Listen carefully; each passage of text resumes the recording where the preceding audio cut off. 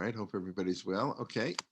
We can get started. Good morning. We are fourth parak. We were finishing up Mishnah Yotet, 19th Mishnah in the fourth parak. As I always mention, Pirkei Avot in the Siddur, different iterations of how the numbering system. But I think this is the standard one in the Mishnah Shmuel Hakatan Omer. Right. We ended last week discussing Rav Kook's beautiful interpretation on Vilam Shinim. Shmuel HaKatan says we should not rejoice when our enemy falls. And we mentioned how Rav Gamliel asked who can compose the 19th, what we call today the 19th, blessing of the Shemona Esrei Vilam Shinim.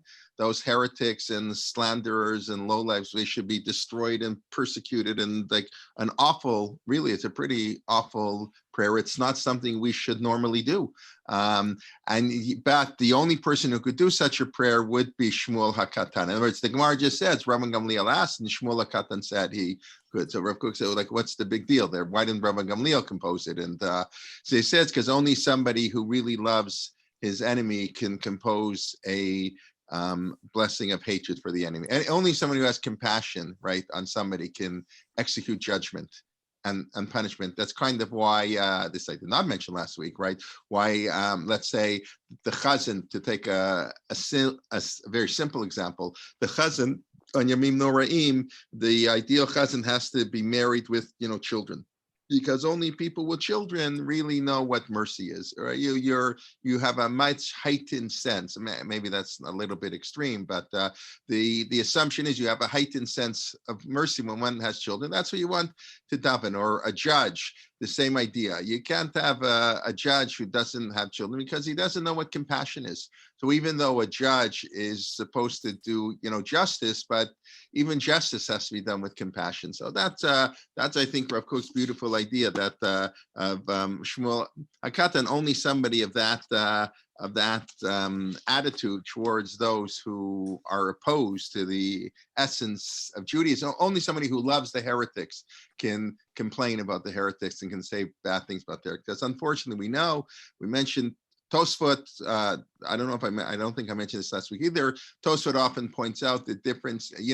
Occasionally we have examples we're allowed to hate in the Torah. That's a whole other subject, a little bit beyond what we are discussing.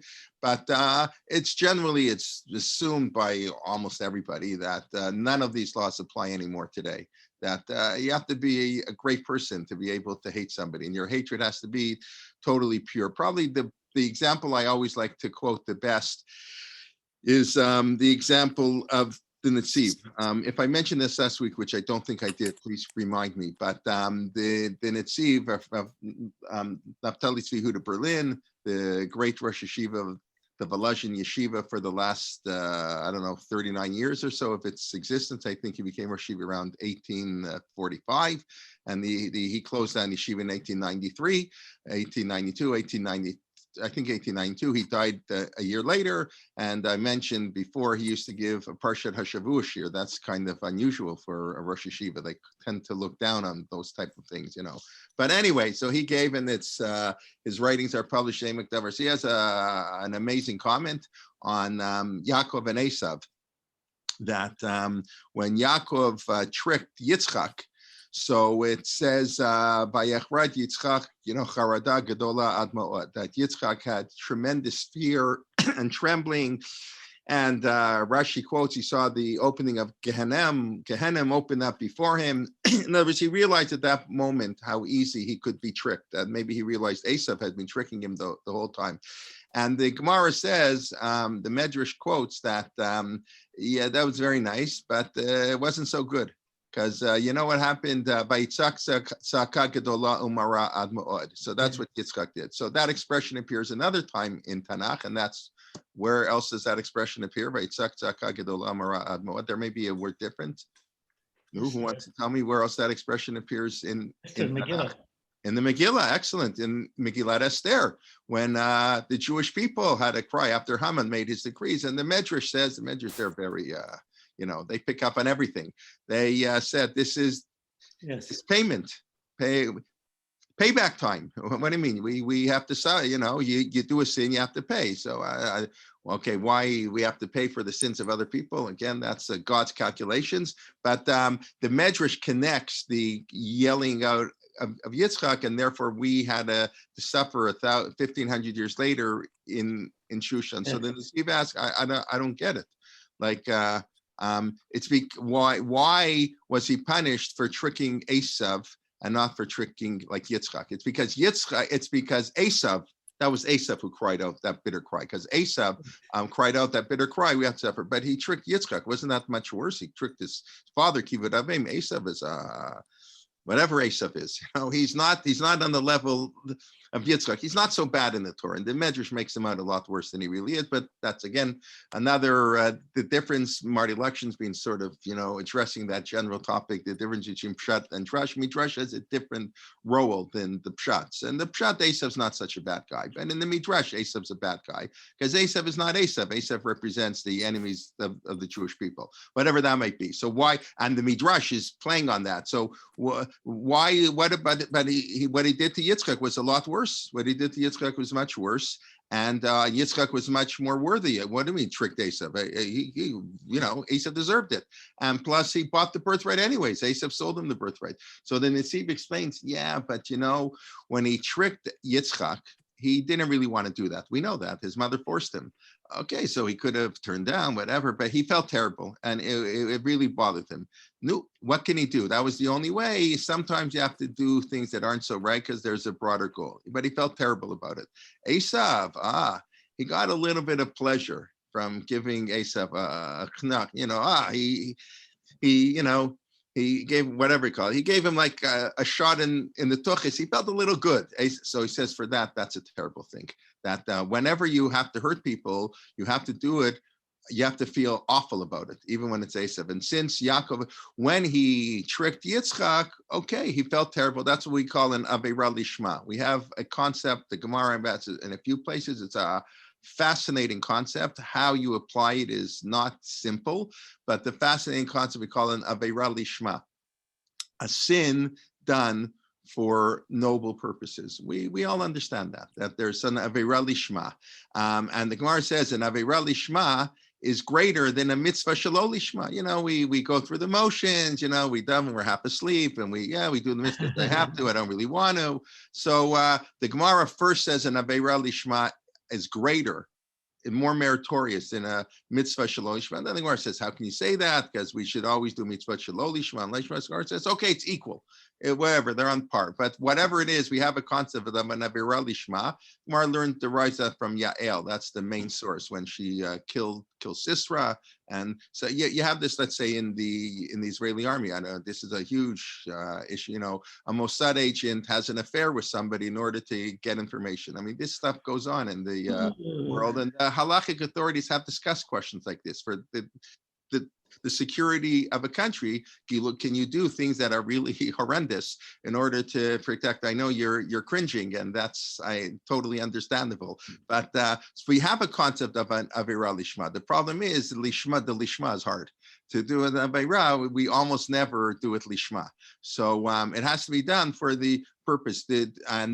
So that's why with Yitzchak, it was totally Lishma. He didn't, and he felt terrible about it. So there was no punishment. But with Esav, even if Esav deserved it, he got a little bit of pleasure from hurting his brother. So that's like binfole becha al tismach. He was a little too happy, and therefore the Jewish people had to suffer in Shushan. That's how the Medrash picks up on it. What to stress the point. Never take these midrashim literally, but the point in midrash is. The truth of the matter, a number of weeks ago, for those who were at Rabbi Daniel Feldman's course on human relations, on halakha, they mentioned a very controversial view of the Chafetz Chaim, very strange view of the Chafetz Chaim. It's little famous because the Chafetz Chaim is the most famous for the laws of Lashon Hara. So the Chafetz Chaim rules that we know that I can talk Lashon Hara in order to prevent harm from somebody. If I know you're going into a business deal with a guy who is dishonest, not only am I allowed to, I'm obligated to call you up on the phone and to warn you, if it's true. So the Chafetz Chaim says I can only do that if I'm doing it lishma, if I'm doing it because I really want to help you. But I don't like this guy. and I want to get him. And okay, so now I have an excuse. Going into business. So that doesn't work. Then I'm not allowed to talk Lashon Hara. So even when I talk Lashon Hara, even in times when it's allowed and when it's mandated, I have to do it lishma. So that's very controversial, because a lot of people say here we have I have to prevent you from harm. So if I'm preventing harm, maybe I don't have to do it. Like, who cares if I'm doing it lishma? The bottom line is I'm preventing you from harm. So okay, then we can leave that halachic debate for others, but just to be aware of it. But anyways, let's get back here to Shmuel Hakatan. It should pain us that we have to that our enemies have to suffer. We all know the cups of wine, but I do want to point out that it's not because, right? It's not because, in other words, I hear a lot of people say, don't rejoice at your enemy because you don't know who the next guy's going to be. The next guy's going to be worse. They'll get rid of the dictators in Iran. As bad as Rouhani is, this new guy's even worse, right? Sometimes the enemy is better than the enemy you don't know. Don't be happy when the enemy falls, because you never know. The next one is worse. So that's not at all what Shmuel is saying. Nothing to do with that. That's who knows? Maybe he won't be worse. And that's not what he says. He says the pasuk. First of all, as we mentioned last week, Shmuel HaKatan doesn't say anything. That's the cute thing. He just quotes a verse. He made the verse famous. He made it, so it's attributed to him. It's Shlomo HaMelech who wrote Mishlei, right? So, but we attribute to him. It says Pen Yirah Hashem B'Rabbi Nav. The Mish, because God will not be happy. Why will it's a bad character trait? That's what we've been talking now the whole time. It's a bad character trait to be happy when your enemy falls, and that's why it has nothing to do with practicality, a utilitarian approach that no, this enemy's bad, but the next enemy's worse. No, that's how it works in the political realm, right? But here we're saying it's a bad midah. It's a bad midah. It's a bad character trait to be happy. It has nothing to do with practicality effects. I think that's an important idea. Now, this is all very nice, but we have a problem. What's the problem? The problem is Mishlei Shlomo Melech contradicts himself. No, that's no big deal. Everybody contradicts himself, especially Shlomo HaMelech. You read Kefer Kohelet, which the rabbis attribute to Shlomo. Kohelet is so full of contradiction. The rabbis didn't want to put it in Tanakh. It's a book of contradiction, but that's okay. The whole Torah is full of contradictions. And those who say Rabbi Yishmael every morning, the Yud Gimel Midot, v'chein shnei ketuvim hamachshishim zeh zeh shevu hakatuv hashlishi b'neihem. One of the 13 ways, and most people don't study a lot of the other. I don't know the last time. People, we don't study that way somehow. We know Kal V'chomer, Gzever Shabbat. These are the 13 rules of how to read between the lines of the Torah. But one of the ones we can understand is you have two verses that contradict each other. The Torah is made up of total contradictions. The stories contradict each other. The laws contradict each other. I mean, not every law, of course, but I'm stressing in this way sort of to make a point, but you read the Chumash, of course, it's totally full of contradictions. Say everything recorded in Sefer Dvarim is recorded differently than it's recorded earlier in the Chumash. Question is why, and this, of course, we meant this. Why the Bible critics? This is what gives them fuel and ammunition. They're not stupid. Their argument, there are serious contradictions, but our rabbis were all of them because life is contradictory. So you need ad shebo hakatuv hashishi v'irch mi'beneim. So you have to figure out. Life is not black and white. No, this yes, this no. No, you have this yes and this no. The same thing. So you have to figure out when is yes and when is no. So that's what the Torah is trying to teach us. That's why the final principle, the culminating principle of how to study Torah is to recognize the Torah is full of contradictions. That's how the only way we can grow, that we analyze the contradictions and we see what applies where. So that the fact that the contradictions all over the place. So what's the contradiction to bin folei vecha al tismach? No, anybody want to answer me? It's another verse in Mishlei. I don't know if I mentioned this last week. Anybody? Okay, but Avot Risha'im Rina, when wickedness is lost, Avot Risha'im is destroyed. Rina, there's joy in the world. We love it. when the wicked suffer and they're destroyed, and the Mishnayot and Sanhedrin list off, when there's bad, there's suffering to wicked, there's so much happiness, and it's great because wow, we love it. We love it when a terrorist gets killed. We rejoice, everything. So what is going on here? Is Binfole Bechal Tismach, which Shmuel HaKatan says, Bavad Rishami, and they're written, I don't know, a few verses apart. This is the 11th parak in Mishlei. I think Binfole Bechal Tismach is in the 24th chapter. So 13 chapters apart. In the book of Mishlei, you have one time Shlomo Melech says we should rejoice when the evil are destroyed, and one time he says we should not rejoice. So, okay, we discussed on other occasions. We live with the contradiction. That's fine. You can say it's two opinions. It's a little hard to say it's two opinions because it's the same person. So, in the same book, but obviously, so some apply here, some apply there. In other words, both principles are true.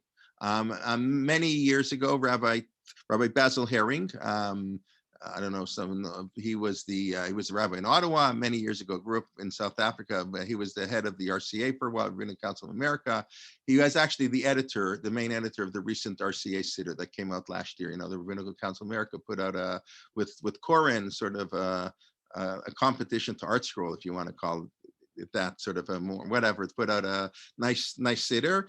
I don't know whatever how many shuls are buying it, but so Rabbi Herring wrote an article a number of years ago discussing this issue on the contradiction between Binfole Becha Al Tismach and Bava Rishami. And he gave a number of solutions. Some are obvious. Depends. There's evil and there's evil.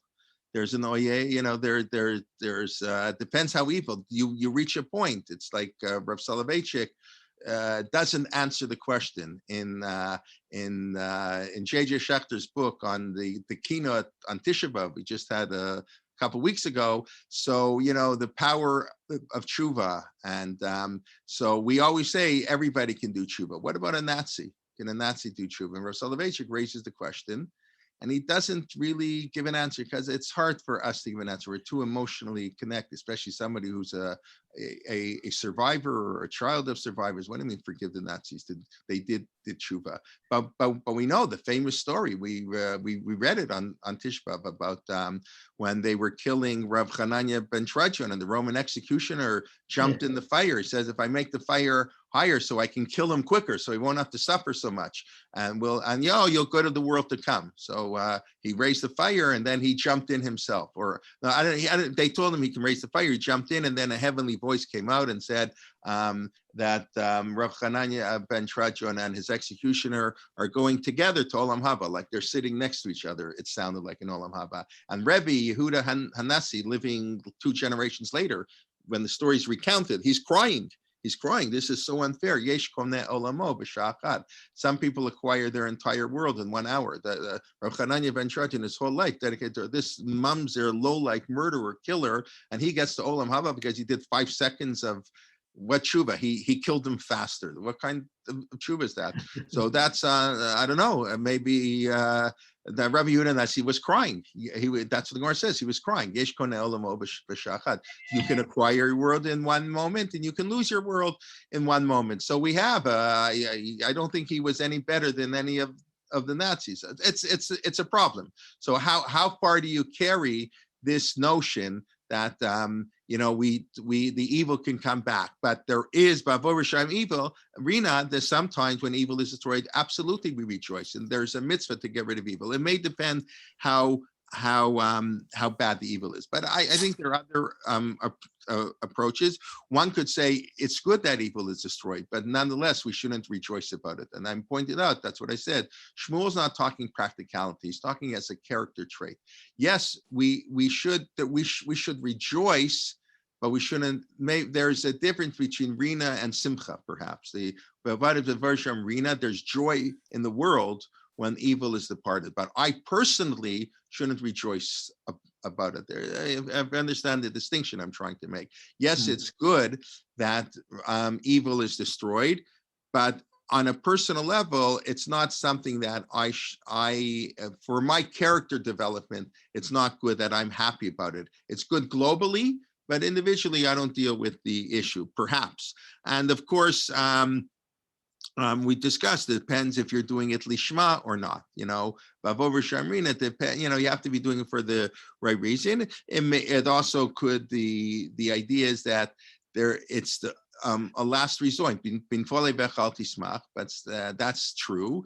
But sometimes you have no choice, like God with the Egyptians. Now we know when the angels started to sing that the Egyptians were drowning, God got angry. My creations are drowning in the sea. The Egyptians who enslaved the Jewish people for hundreds of years, and you're singing. So what?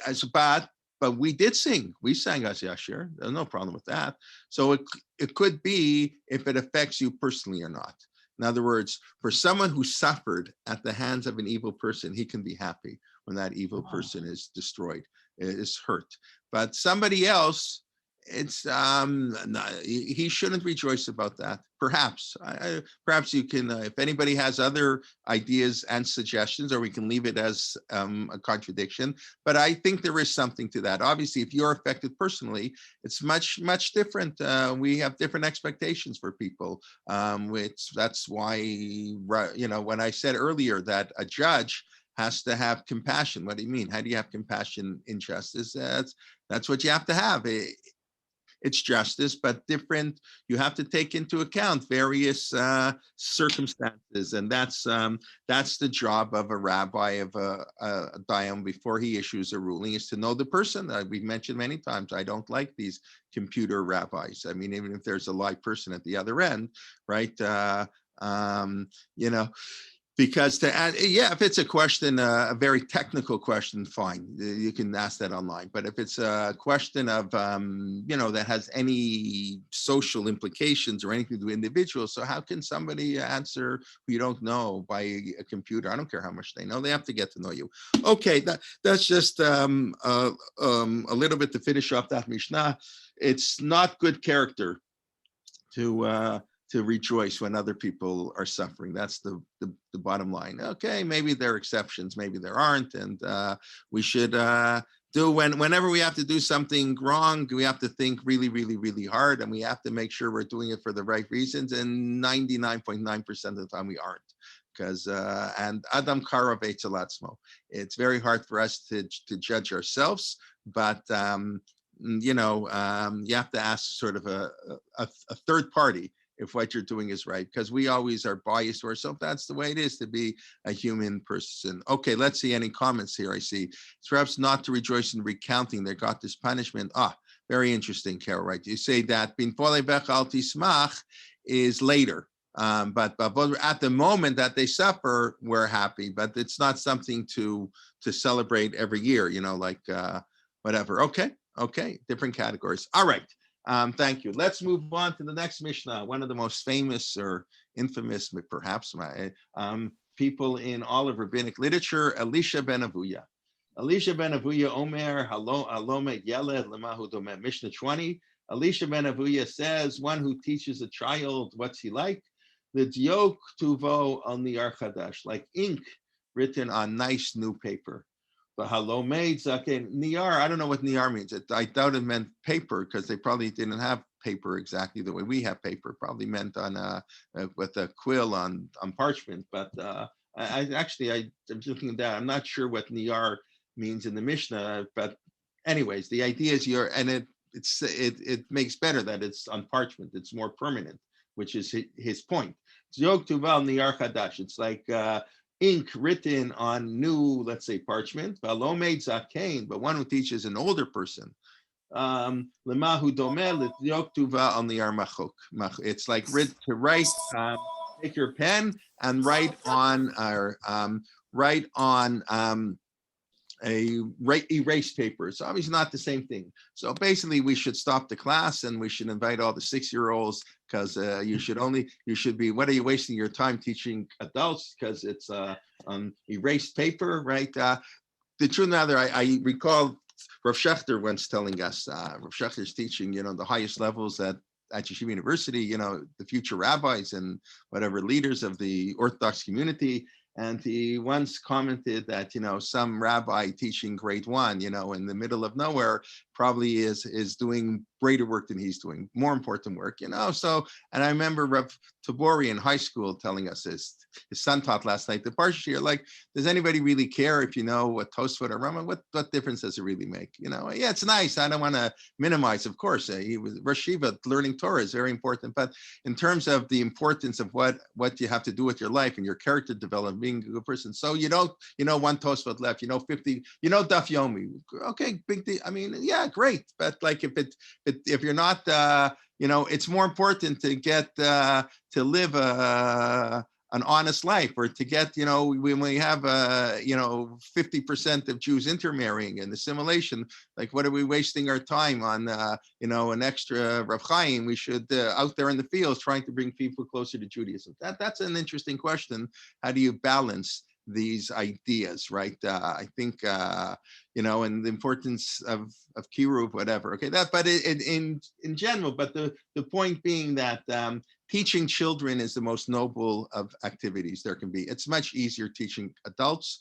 It's much more enjoyable. It's much more intellectually stimulating, and you don't have hopefully you don't with kids either, but you don't have any discipline issues.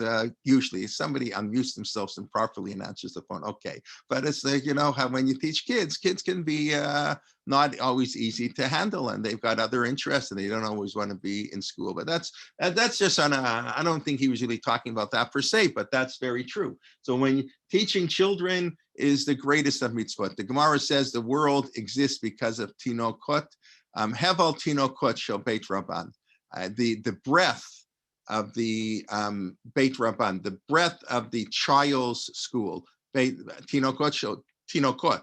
Babies, their breath. And I'm just thinking hevel tinokot. It means like when they're talking, they're answering questions. But it also, I think, the word hevel is nothingness, right? Sometimes the kids are mamish learning nothing. What can you teach a 4-year-old kid? Some, hours and hours and hours to learn a pasuk and chumash. They don't, but it can be hevel. On a certain level, what they're learning is nothing. But on the other level, that's what keeps the world alive. The world is mikayim because of hevel tinokot shel beit rabban. The air, even if there's not mamash, like meaningfulness to the air, the fact that they're engaged and will grow up to be, so that's how the world exists. So teaching children is really the greatest of mitzvot. We make fun. And listen, I teach in a high school. I hope that counts as teaching, children, whatever. But and of course, I much prefer to teach. I don't think I'd be a good teacher for grade 2 students. I like teaching kids in grade 12. They're much more developed. They ask good questions and stuff. I couldn't teach grade 2. It's really, really hard. But it's, in a sense, more important. What's that book? Everything I learned in kindergarten. I don't know what the title of that book was, but you learn who your kindergarten teacher and grade 1 teacher is really, really important. That's what Elisha ben Avuya is really saying. The Gemara, one of my favorite halachot, I have a few favorite halachot. One of my favorite halachot is if you're teaching Torah, and I think to children, and they come and they make an announcement, they interrupt, important announcements sometimes in school on the intercom, whatever, on Zoom. They break in and they say, please, everybody, the Mashiach has arrived. The airplane to Israel is leaving in 45 minutes. Quickly off to the airport immediately. You got to go greet the Mashiach. So the Gemara says, very nice, very nice. You don't go. Somebody else can greet the Mashiach. You're learning Torah. Kids are learning Torah. You don't interrupt learning Torah. Who cares, the Mashiach? So the Mashiach will say a big deal. That's very nice. It's very nice. Yeah, we pray every day, sort of. The Mashiach, right? People who, all the jokes, people who don't want the Mashiach to come, whatever. But it's a beautiful halacha that when children are learning Torah, even for the arrival of the Mashiach, we don't interrupt them. So that's on the most basic level what Elisha ben Avuya is saying. He was talking more on a practical level. You can have much more impact. It's true. It's very hard to change adults. Character is developed at a very young age, and who are the teachers who really influence? on a person, you ask people, Nobel Prize winners, or ask golf, but they'll tell you their grade 4 teacher, who did this. They remember, their grade 6 teacher had us, encourage questioning or whatever it is. It's rare they're going to tell you my university professor. Yes, intellectually, how they got the last final research. Of course, they need the university professor, obviously, but the one who molded their life, that they would be interested in that's usually coming somebody from teaching in grade 2 or 4 or 6. By the time you get even to high school, it's a little bit harder. The kids are formed much more. They have their own opinions, and it's very hard. And to change adults is next to impossible. But okay, Beseder, everything's important. But that's one idea that the Elisha Ben Abuya here is saying. You want to teach young people, we can mold them. Maybe that's not a nice word. You don't want to, but you can have a much greater influence on them if you mold them in the right way. It's very important who the teacher is. The teacher has to encourage kids to think and develop and critical thinking and different opinions and all that. You don't want to make a robot. That's what they do in some school systems. They make robots, so that's not so good. Indoctrination, that's not teaching. Okay, let's spend a few minutes talking about, of course, Elisha Ben Abuya, who is, I'm sure, most people aware, the most famous heretic in rabbinic literature. And he is the teacher of Rav Meir. Elisha, last week we discussed Rav Shimon ben Elazar, who was a student of Rav Meir. He's and as well known, he and Rav Meir remained very close. The most famous story, I'm sure many people are aware, that they're walking on Shabbos, and Elisha ben Abuya is riding his horse. Which let's put it in modern terms. Elisha ben Abuya is in the car. He's driving on the car, even though it's not exactly the same technical prohibition. That doesn't really matter.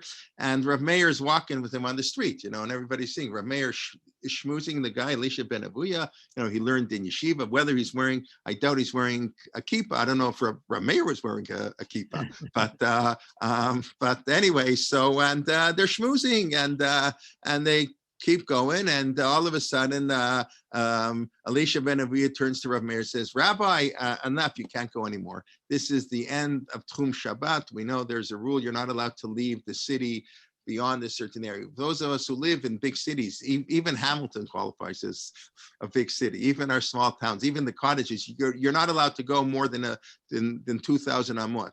It's a little less than a kilometer outside of city limits. So that's a law, one of the laws of Shabbat. There's a half of Masachet Eruvin is how to calculate it. You have to know math a little bit. Do you do it? How do you draw 2,000 amot from where? And is it a square or a circle? Do you get the corners? Whatever. A very, very complicated area. Very impractical for most of us. It doesn't really come up, but it does come up. You go to your cottage. It can come up in cottage country. You have to be careful that you're walking, or even in camps, to walk outside of the campground more than 2,000 amot is a halachic problem. So Rav Meir didn't know exactly. He wasn't paying attention. So Elisha ben Abuya said, "Meir, got to go back. You can't go anymore." So this is like, the guy driving the car and eating on Yom Kippur and says, he's a Rabbi, Yom Kippur starts in 5 minutes. I'm going to keep my cheeseburger. You gotta go to shul. So that's the famous story. And of course, the rabbis are very critical of Rav Meir. How can he do this? How can he learn? Here we have another problem. How happy should you be when your enemy falls, and how much can you learn from a heretic? So here again, we have two very contradictory, teachings. So we learn Ezu hachacham halomed mikol adam. You learn from everybody. The Rambam says kabel amet mimei shamro, and we, of course, the Rambam accept the truth from whoever says it. It doesn't matter, heretic, non-heretic, Jew, non-Jew. It doesn't matter. Whoever says something appropriate to say. That's one teaching, and that's Rav Meir said. It's like when I eat a fruit. I eat the fruit. I throw out the pit. I take the good stuff from Elisha ben Abuya, but the stuff that he rejected, I don't accept that from him. So that's on the one hand. On the other hand, we have a pasuk in Malachi. We read it. I forget now which Haftorah we read it. Kisifte Kohen Yishmeru Dat, the Torah Hashem Yibakshu Mipiu. The mouths of the Kohen, Kisifte Kohen, the Kohanim were the teachers of the Jewish people, Yishmeru Dat, they're the ones who guard our religion. The Torah Hashem Yibakshu Mipiu, and the Torah of God you should ask from him. Ki malach Hashem hu, because he's an angel of God. And the Gemara interprets im malach Hashem. If your teacher is like an angel, you can learn Torah from him. And if he's not, if your teacher is cheats on his taxes, or he's not, he doesn't whatever, he's just a great university professor, but he's not observant, and you can't learn Torah. You can't learn Torah from somebody unless he's malach Hashem tzivaot. So on the one hand, you can only learn Torah from the pious. Torah is the word of God. How can you learn Torah from somebody who doesn't follow the word of God, who openly rejects it? On the other hand, Torah is truth. How can you not accept truth wherever it comes? So this is, again, a blatant contradiction, which is, the way so much of our Torah is, as we've mentioned. So here too, so here it's, so a number of years ago, I read it a number of years ago, his name slips my mind. He was director of Avot. Avot, we mentioned on Wednesday night, we were talking about Rabbi Berglass taught at Avot when he made Aliyah. Rabbi Felix, Yehuda Felix, I believe, was the founder of Avot. So I forget the name of the person who was running Avot. So he has a fantastic article, like a 40-page article on this issue, examining all the sources and all the historical development and what all the major people had to say about this question. Can we learn Torah from a heretic or not? So clearly, Rav Meir learned Torah from a heretic. And the Mishnah quotes Elisha ben Avuya. Now, this is the only time he's quoted in the Mishnah, but the Mishnah is quoted. And I saw an amazing comment by the Melechet Shlomo. That is Rav Shlomo Adani. He lived in Svat and then in Hebron in the 16th and 17th century. And that was the time, I think I mentioned a number of weeks ago, really Mishnah study took off in Sfat in the 16th century and in Europe. And for many hundred, basically from the close of the Talmud, so from the close of the Mishnah, or the close of Talmud until the 16th century, the only commentary that we know of written on the Mishnah is the Rambam. Nobody wrote commentaries on the Mishnah. The Gemara was the commentary on the Mishnah. The Mishnah was never studied as an independent, text. And in the 16th century in Sfat, all the Kabbalists, and similar developments in Europe, in Prague, that's when the Tosfot Yontov, or Yontov Littman Heller, wrote his commentary on the Mishnah end of the 16th century. That's when the Mishnah became an independent subject, and I learned Mishnah in high school. We had 4 periods a week, and I'm a big believer in teaching Mishnah. We'll learn later in Pirkei Avot, Gemara should begin at 15. Let the kids learn Mishnayos, and until then, that gives them the basis of Jewish life. But it's only really the last few hundred years Mishnah has been studied as an independent subject, independent of the Mishnah. Now, today, there's a whole debate. Can we interpret the Mishnah differently than the Gemara? So already people like the Vilna Gaon seem to imply yes. In other words, that anybody who's learned enough Gemara knows that sometimes the Gemara gives the Mishnah such a far-fetched interpretation. It's like, because the Mishnah says A, and the Gemara quotes a contradiction. We have a contradiction. The Gemara like to resolve contradictions. So the Gemara gives a resolution that the Mishnah is talking about this case, and you read it, say, that's really what the Mishnah means? So many people assume, again, this is a broader subject, many people assume that the Mishnah, it doesn't mean what the Gemara said. The Gemara, so what's the Gemara doing? The Gemara says, if you want to reconcile these two teachings, it's like it's postmodern thinking, right? In postmodern literature, it doesn't matter what Shakespeare thought. Who cares? If you can interpret Shakespeare to mean X, it doesn't matter that Shakespeare might. That's how postmodern literary analysis works. That the words of the author intent is irrelevant. So, and in a certain level, that's what the Gemara does often. The Gemara said, I'm going to reinterpret the Mishnah in order to make it fit with somebody. Then that's not what the Mishnah meant. It doesn't matter what the Mishnah meant. I can do it. It works. And I think that's what the Vilna Gaon says. The Gemara knew that they were doing. The Gemara knew that that wasn't the proper interpretation. That wasn't the simple meaning of the Mishnah.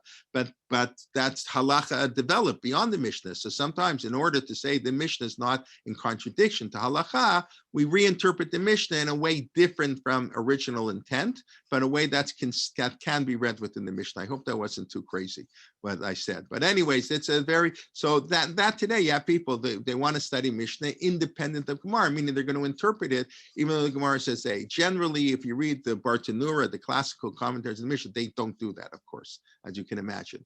They, although sometimes they do, every once in a while they do, they will give a thing, says the Gemara says this, but generally, especially the Bartanura almost never does that. I don't know that he ever does that. He's always quoting the Mishnah in light of how the Gemara interprets it.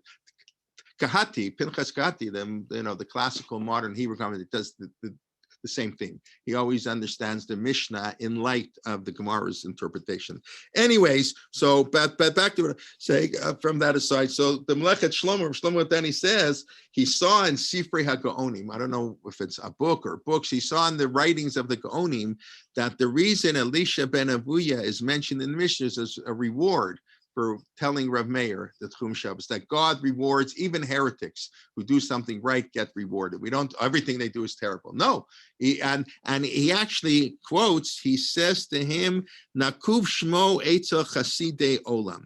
His name will be, Nakuv, will be like chiseled in to the pious of the world. That this Elisha ben Avuya, this great heretic, was very pious because he told Rav Meir, I don't believe in Shabbos, but you, Rav Meir, you do believe in Shabbos, you can't go back. And as reward for that, because what are we quoting the words of the most famous heretic in rabbinic literature in the Mishnah? What are we doing here? So you could argue he's here because we accept the truth from whoever says it, but that's what they said. This is a reward. So we have this contradiction of can we learn Torah from heretics or not? So again, and clearly there are different trends in Jewish thought. The Rambam was clearly on the side of accepting Torah from whoever ever teaches it. And today, I think many circles that's not at all accepted. There's the idea we only learn Torah from pious people. Of course, people are going to veer in one of those two directions. But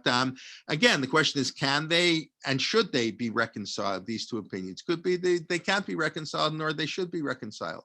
On the other hand, there's much to say that's reconciled. So first of all, I think it's important to point out, I don't think Torah, you can say, I don't think Torah necessarily means knowledge. Torah is a way of life. Torah means instruction, how to live your life. So one could argue that I'm not allowed to learn Torah from a heretic. I'm not allowed to get my life view and my development from a heretic.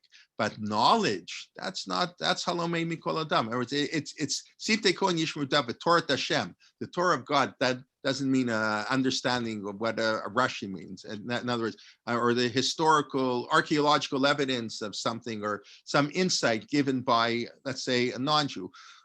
Nechama Leibowitz is from the school of Kabbalah Matmi Mishamro. We learn from everybody, and she famously she would quote non-Jew. She quoted Beno Jacobs. I bought the book only because of her. Beno Jacobs was a Reform rabbi in Germany, but a tremendous scholar of Bible with great insights. So Nechama was from the school, of course. Generally, listen, it doesn't have to be this way, but it is this way a lot. In the modern Orthodox world, generally, they're much more open to learning from whoever. And in the Haredi world, they're not. I guess that's not a surprising development, but it has nothing to do with that. It's really, how do you understand the interaction between these? So one, you can interpret it, what are you learning? Now, it also may be very different in an age where Torah is no longer studied orally from a teacher, even if we have a teacher. So how much do we learn from our teacher? When Rav Meir and Elisha ben Avuya, in the generation, when there was no written Torah, the oral law was oral, and there was no printing and there was no books. The only way you learned is from a teacher. So there, the teacher had much greater impact on you. So it could be there's a difference between who your teacher is in the classroom, so to speak, who your personal teacher is, and what you read in a book. You read it. I don't know if the guy's. I don't know that Beno. If I wouldn't know Beno Jacob is a Reform rabbi, I wouldn't know he's a Reform rabbi. In other words, there's nothing in his book. Because he's he's writing a Bible commentary. He's not writing about being a Reform rabbi. So an Orthodox person can one can learn whatever. So that could also be another. What's your interaction? The written word or the or word can also define, as we say, Torah is sort of, like I say, character. It's a way of life. It's not about pure knowledge. But that's basically this famous debate. And Kabel Ahmed Mishamru. And again, I don't think they have to. I think everybody agrees there are points where there are limits on both sides. In other words, that they're not just blatant contradictions, but there are limits. We can learn from everybody, but you have to know. We have to know what everybody's bias. We know today, right? There is something what you believe in affects your scholarship. Everybody knows that. One of the I remember Rav Schachter telling us the worst thing about what's awful. If you can predict the rabbi's answer before you ask him, he's no rabbi. And that, in other words, he told, like, if you go to a convention, so they're going to talk about, like, I remember he gave us the example on Shemitah, that the Heter Mechira. So he said, yeah, well, all the Zionist rabbis are in favor of it, and all the non-Zionist rabbis are not in favor of it, like somebody was saying. So he's saying that's a terrible thing. That's horrendous. Whether you believe religious Zionism is wonderful or was whatever you think about it, what does that have to do with whether the technical question about Shemitah B'zman Hazeh?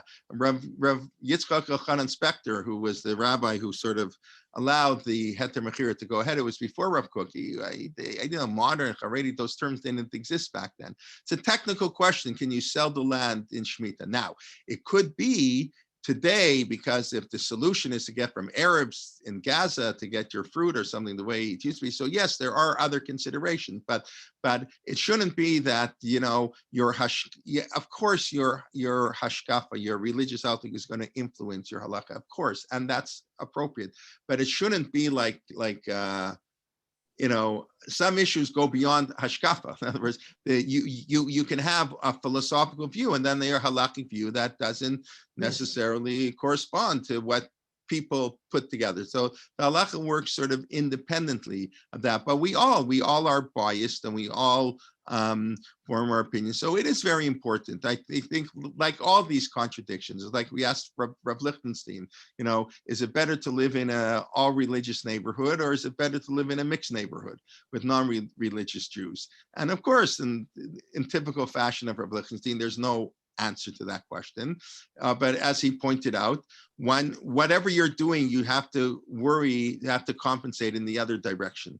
So if you're living in an all-religious community, you have to expose your kids to non-religious Jews. You have to let them know. And if you're living in a mixed neighborhood where the kids see people driving on Shabbos on the street and etc., he's talking in Israel, of course, then you have to compensate otherwise in terms of the importance of learning Torah and Shmirat HaMitzvot. So you have to do both. Rav Lichtenstein himself did both. I mean, he lived most of his life. I mean, once he made Aliyah, he lived in Giva Mordechai, which was a mixed neighborhood.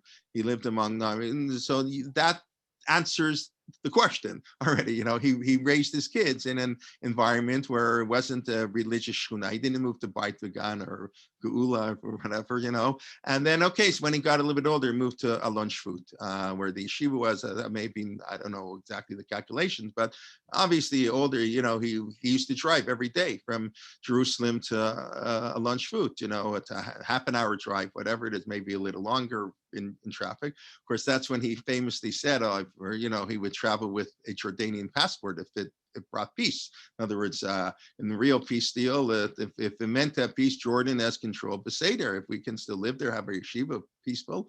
But okay, we don't want to get into the politics of the situation. But again, that's a beautiful idea. So, being aware of both, that you want to expose your kids.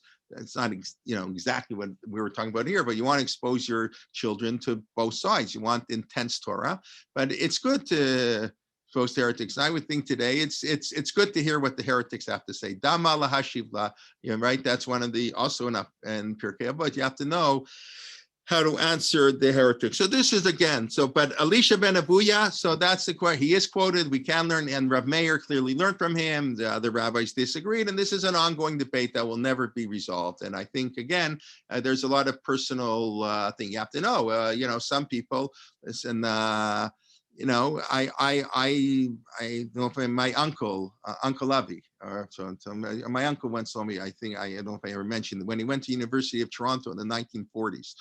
So he had to take a course in order to graduate in those times. He had to take a course in Bible. In 1940s at University of Toronto, Nechama Leibowitz wasn't teaching Bible. So had professors to absolute, totally non-traditional documentary hypotheses, all the classics in biblical criticism. And he said it strengthened his faith. It strengthened his faith. He was forced to confront issues that he never had to confront, and he's glad he was exposed to it. Today, you don't have such an attitude, so unfortunately, I think. But anyway, so that's exposure to heretics can often be a good idea. But yeah, you have to know, are you ready for it? You have to inculcate it. We mentioned this a number of times. That's why Avraham Avinu moved to Gerar before Yitzchak was born. He didn't want Yitzchak to grow up in a hick town. He wanted to grow in the big city. And you can say that's how Rav Shimshon Raphael Hirsch explains that they moved to the bigger city. The capital, that's where the king was. If you look in the Chumash, it's clear. Gerar is like a capital city. So that's where he wants his kid to grow up exposed. That's probably why we formed as a nation in Egypt. God wanted us to see the greatness of Egypt and also to reject their immorality. Greatness and immorality sometimes can go together. You can be the greatest country in the world and a low-life country. We know countries like that today that we see all over around us, great in one area, but their morals are not so great. So, but we need to be exposed to the greatness. So that's so you have to be exposed. So that's why we had to grow up in Egypt. We had to become a nation in Egypt. Okay, but that's again a very important subject, very important in our time where I say Baruch Hashem, there are so many people who are not observant who learn Torah. That's a wonderful thing. People who, and of course, we don't really have heretics anymore. What does a heretic mean? But that's a different story. I guess I'll end this part of the discussion with the quote I always love to say of Adin Steinsaltz. I believe his first Yortzeit was just about a week ago. Adin Steinsaltz mentioned when he was interviewed by Time magazine. Time magazine quote said that a mind like Adin Steinsaltz comes around every 1,000 years. No, okay, that's what they said about him. But I don't know that Times magazine is, Torah Misinai, but Adin Steinsaltz was a great person. But and so they asked him in the interview. He says, "I don't understand. You grew up in a non-observant home. How come you dedicated your life to the study of Talmud? How does somebody coming from a non-religious home dedicate their entire life to the study of this obscure ancient text, And so he said, it's I quote it all the time. I tell my kids in chat this all the time. I love it. He said, my father was not religious, but my father believed, you have to be educated. My father says, I don't care if you become an apikoros. You can become a heretic. That won't bother me. But no son of mine is going to be an Amma Aretz. But I'm not going to let any of my child be an ignoramus. You want to become an apikoros, become an apikoros. But first learn Torah. And it's such a beautiful, yes. Not that I want people to become an apikoros, but it's really a beautiful sentiment. Okay, let's just, so that's Elisha ben Aviya saying, but you should teach kids. I was thinking, I don't have a clear link, and maybe you do, or if there's really a clear link between Elisha ben Aviya's life and his teaching, right? Like I mentioned by Shammai. Shammai says, "Havi mekabel kol adam b'sefer panim yafot," accept people with a gracious smile. And we know, I think Shammai was talking to himself because of the famous stories with Hillel and Shammai. The potential convert came and Shammai threw him out of the house, and Hillel was nice to him. I think, and we know Shammai had a rough personality. It's the Gemara says it. The sages say you should be a nav like Hillel and not a kaptan, and not somebody who isn't the patient for people, and like Shammai. You shouldn't be like that. That's what the Gemara says. Okay, everybody has things there. Nobody's perfect. So I think Shammai was talking to himself, that it's very important to accept people in small. So you have that a lot, I think. I mean, that's also, some people don't like that method of interpretation, but I think it's normal. That's your personal thing. But some people, no, how can you take any personal things into their teaching? So I don't know if this teaching of Elisha ben Avuya that you should teach, children. Teaching children, you can have a real impact. Teaching adults, it's much harder to have an impact. That's what he's saying. I'm not sure that is at all connected to the trajectory of his life. And of course, there's a whole debate. Did he ever repent and do tshuva? Could he do tshuva acher? He's known as the other one. And whatever it is, there's much more to discuss. If anybody's read As a Driven Leaf, of course, which is Milton Steinberg, right? Who was a conservative rabbi, I believe, who wrote the book As a Driven Leaf, sort of a historical fiction recreation of Elisha ben Avuya. Okay, but then the Mishnah continues. Rav Yossi Bar Yehuda Ish Kfar Habavli Omer. We'll just get started here for a minute or two. Halomei Gminat Tanim. Now we're talking not so much who you teaching, who your students are, but who's your teacher. So this is very interesting. This, to the best of my knowledge, is the only debate in all of Pirkei Avot. We're going to now witness a debate in the Mishnah. I cannot think of another Mishnah. We'll pick up on this theme, please God, next week. Why there are no debates in Pirkei Avot? Like the whole Mishnah, everything's there are no arguments, and even here the argument is not directly said. But Rav Yehuda Ish Kfar Habavli Omer Halomid Min Haktani. One who learns from little people, from young people, Ktanim, Lamahu Domeh, what's he like? It's like he's eating unripened grapes and drinking wine from the barrel, like before they bottled the wine, right? But one who learns from elders, Lamahu Domeh, it's like eating ripened grapes. And drinking old wine. Everybody knows aged wine is so much better. So don't learn from young people. They're inexperienced. You need time to ripen. You want somebody who's experienced, right? You can't become president of the United States before the age of 35, right? You need a certain age. You can't learn Kabbalah at the age of 40, whatever it is, right? Young people, no matter how brilliant they are, they're unripened grapes. They don't have life experience. And you learn a lot from life experience. That's why the Gemara says you have to honor even idolaters who are elderly. Person who the Gemara assumes elderly, maybe people won't like this, is over 60. People 60 and up, that's the general. Right? You have to honor older people. So what's the definition of a siva? So most authorities assume the age of 60. You have to stand up. And then Rabbi Yehuda says, even there's a debate, Rashi and Tosfot, exactly what that means. Let's assume it means even an idolater, even a non-Jew, because life experience, anybody who has life experience, they have what to teach you. That's, if you take that interpretation of that, even a non-Jew, even an idol worshiper, that would seem to go with the view that you can learn Torah from anybody. But that's the idea. So old age, we honor old age. We'll pick up on that a little next week.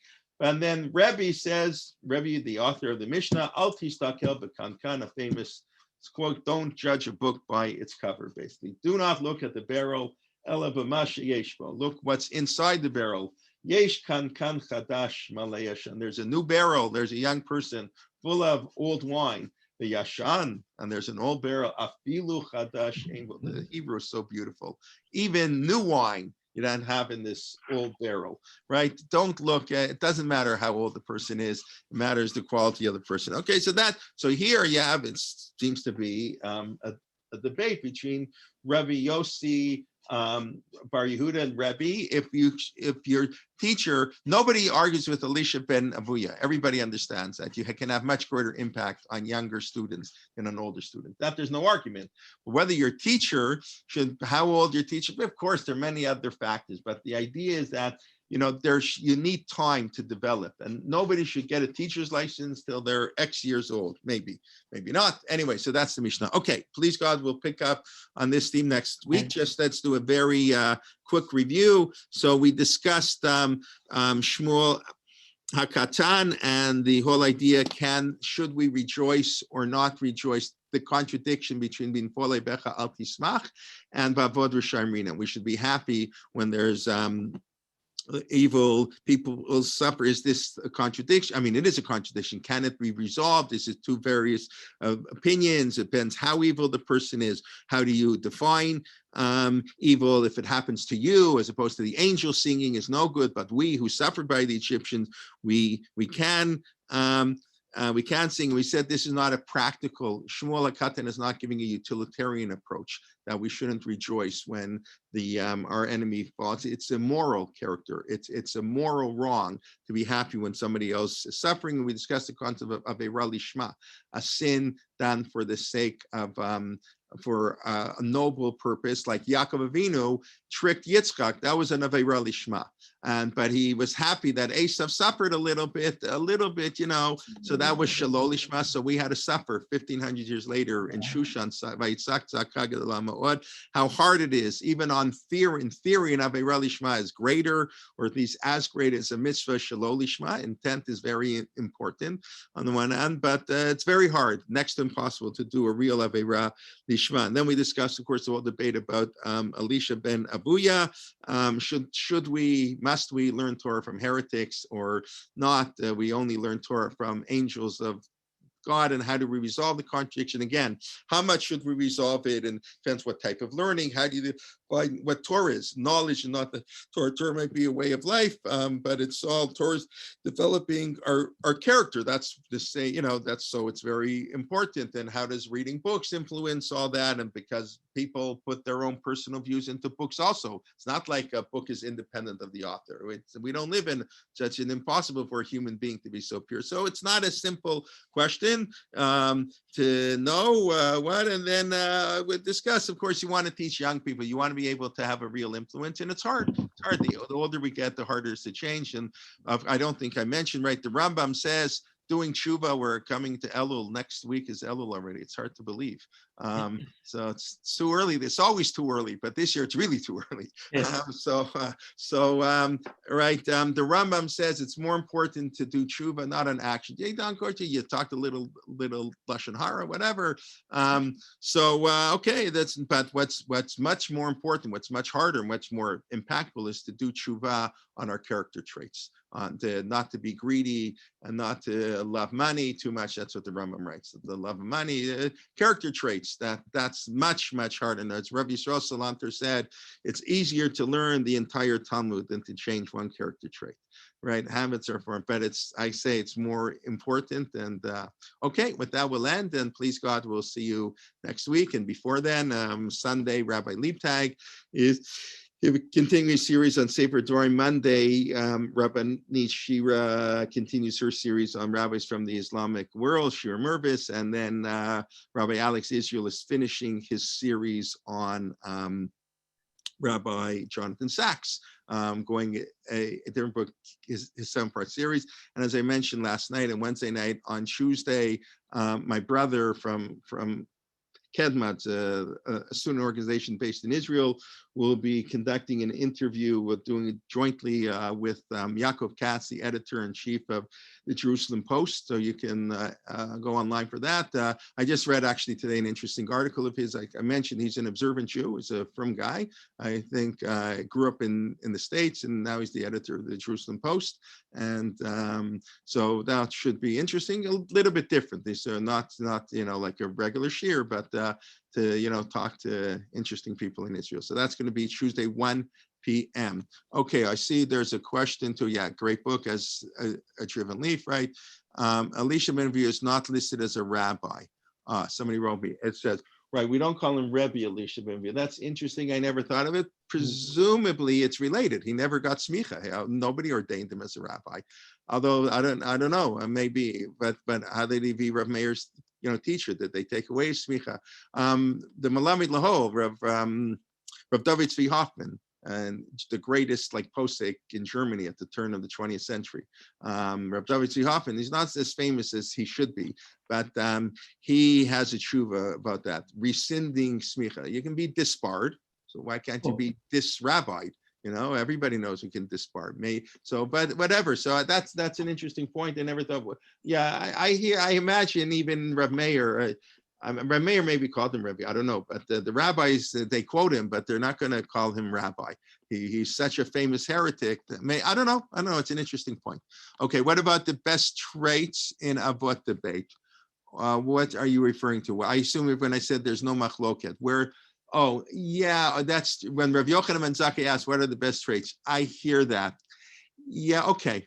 I don't know that I would call that exactly a debate. It was each student was expressing what they thought is most important. It's not quite the same way as a debate. I don't think they're arguing in the same way, like on Ayin Tovah versus, or a Leiv Tov or a Chaber Tov. What's more important, a good heart or a good friend? I don't know if that's a debate in the same way. Yes, a little bit. This is like really a debate. Should you learn Torah? If you learn Torah from young people, you're eating unripened grapes. It's bad. And the other says, no. You just look at what it is. So that's interesting. The low A's, the English term calls him rabbi. Okay, any other questions? Does intent play a part?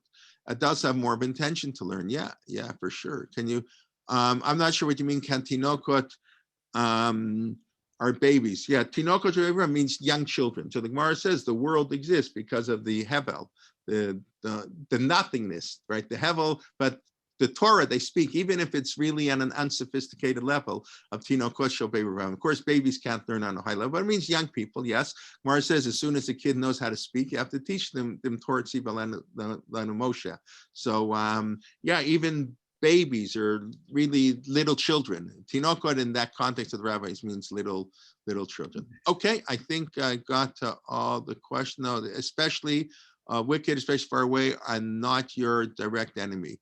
Did not do anything that affected you directly. Correct. I think that we mentioned there is a difference being happy with a wicked person who inflicted harm on you versus the inflicted harm on somebody else. Your attitude should be different. That is correct. Okay, everybody, Shabbat Shalom, all the best. Mr. Zucker, you want to say something? Please, about possibility of Nazis doing tshuva. Now, help me here. There's a famous story about was it the Kohen Gadol who was murdered in the Mishkan, and blood started spurting out of the ground. Yeah, the keynote we say that. Yeah. And who was the governor of Rome? Yeah. When they came in.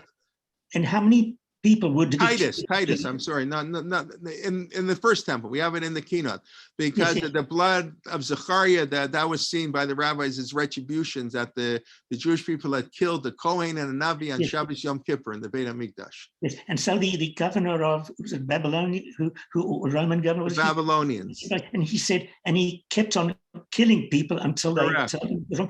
Now, and in the end, it happened not just did he do tshuva, actually he was Misgayer. He became Jewish according to the Gemara says that the Bnei Banav Shel Nebuchadnezzar or Bnei Banav Shel Haman are learning Torah in Bnei Brak. No, I heard that he himself, what happened, that he actually, according to one version, one story, one midrash, became converted to Judaism. Yeah, so I don't remember the whole midrash, right? But I know if we're referring right the kinah that we say need the blood, and he sort of turned to God and said, "How much do you want me to kill everybody?" Yes. Let it stop already. And he turned to God. Did he himself be Mikael? Could be. Listen, I mean, it's. I don't know what to say. That's why Rav Soloveitchik didn't answer the question. There is no answer. On the one hand, how can you forgive a Nazi? How can you forgive? On the other hand, maybe they really do want to change. Maybe they do feel terrible about their past. But this governor, listen, the first Yom Kippur, he must have been doing lots of clapping, Yeah, people do terrible things. Sometimes the more, that's the whole idea that when we say about tshuva, that a sin can be converted to a mitzvah. It's a very difficult concept. How can a sin be converted to mitzvah? So the psychological explanation is pretty simple. The harder one falls, the greater one can rise. If you take the energy, or as to put it the power of hate is greater than the power of love. We all know that. The desire to do wrong is much greater than the desire to do right. So we want to hurt somebody. We're much more into it than we want to help. Help him, okay, I got a flat tire, I couldn't make it. A flat tire is not going to stop you if you want to hurt somebody. So if you can take that power of sin, the power of sin is greater than the power of mitzvah. So if a Baal Tshuva can take that power of sin and convert it to mitzvah, then that sin becomes a stepping stone to mitzvah. We all know that. We all know Balei Tshuva.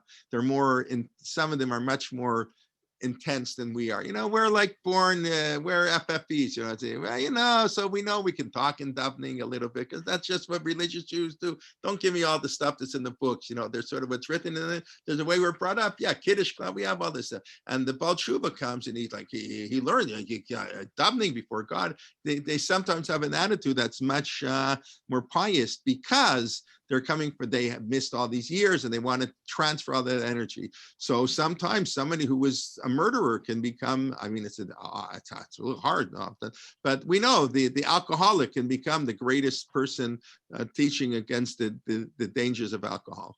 That we know. So often this sin really is a stepping stone to mitzvah, that we're coming up to Elul. It's a hard concept, but that's so I'm sure there are Nazis who feel terrible for what they did. There's some who are unrepentant, but there were some and we know there are Hamas terrorists. What's his name? There's a guy who wrote a whole book, right? He left Hamas and became very pro-Israel, and people change, people wake up. What can you say?